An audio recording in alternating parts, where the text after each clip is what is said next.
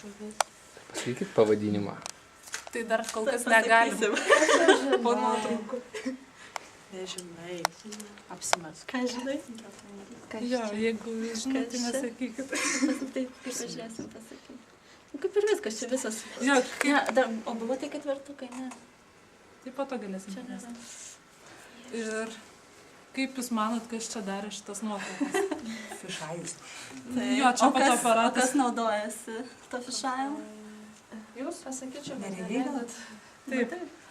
Nes mes ir norėjom paklausti jūsų, kaip jūs manot, ar neregys gali fotografuoti. Tai čia kaip įrodymas, kad tikrai gali fotografuoti. Iš tikrųjų, jos gana yra sucentruotas ir kartais, vat, kai mes pirmą kartą irgi pamatėm, negali atskirti, kas čia fotografavo, ar neregys ar ne. Bet tie fotografavo. Bet čia yra tik neregių nuotraukos šitos įdėtos. Mes irgi kartu su jais fotografuojam, bet kartais jiems geriau išeina. Taip, jo, nes Diana fotografavo ir gavosi žmogus be galvos. Nes čia yra naudojami specialūs tokie fotoaparatai, kur vadinama lomografija. Tai yra tokie fotoaparatai, kur net akutės nebūna. Tu tiesiog fotografuoji, vos net nežiūrėdamas. Tai nėra jokių ten specialių nustatymų, tai yra fišai, yra paskui tokie keturakiai, kur ten judėjime fotografuoja ir gražiai susidėlioja, mes turėsim, parodysim ir dar turim šautuvus. tokie fotografai, fotoaparatai su šautuvo galiuku ir ten keičiasi, kaip Blico spalva. Jo, blico spalva, kai fotkinė gali būti tos nuotraukos gelsvos, rausvos, žalsvos ir dar visokios. Vienu žodžiu, užsideda tokia spalva. Tai va, esmė, tai tas mūsų projektas vadinasi garsų fotografija. Nes jie fotografuoja nematydami arba blogai matydami, bet girdėdami ir įsiklausydami garsus. Taip pat į momentų impulsus ir šiaip vadovaudamėsi kažkokia intuicija, nuotaika, šiaip impulsais visais.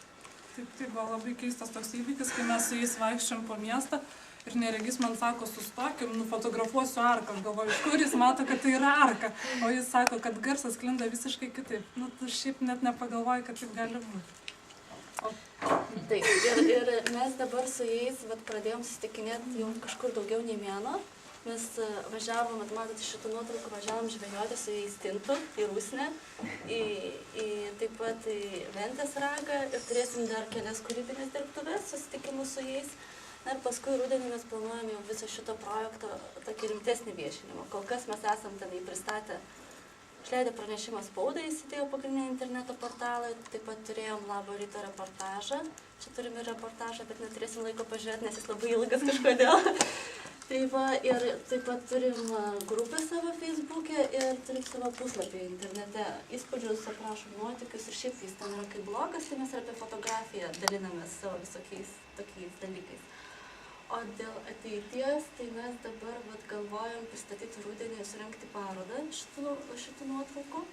Taip pat, kadangi čia yra garsų fotografija, tai mes žadam čia kažkokius garsus įkomponuoti. Mes jau dabar įrašinėjom, kuriam ir galvojam, kaip tai padaryti, suderinti su garsais. Ir tada mes dar kuriam dokumentinį filmą apie šitą.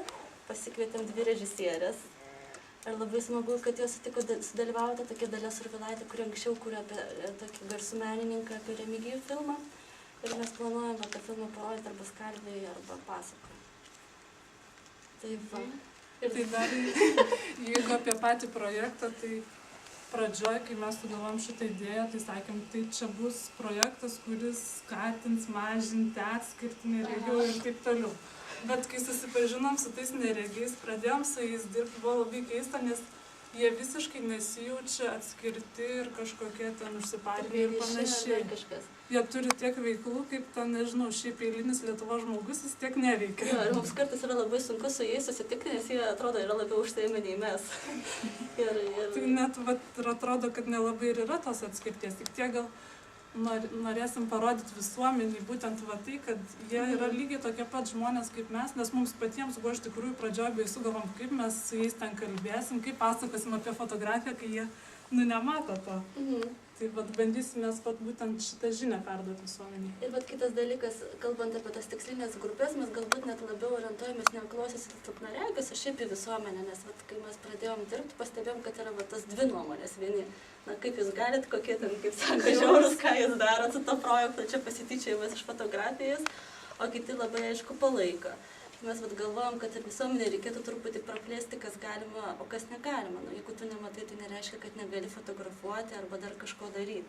Ir apskaitai ta fotografija yra ir lytėjimu paremta, ir dar visokiais dalykais, vienu žodžiu, čia idėjų tai yra begalės. Tiesiog kartais mūsų kažkokios ribos stamdo, tai vat apie tai ir kalbam.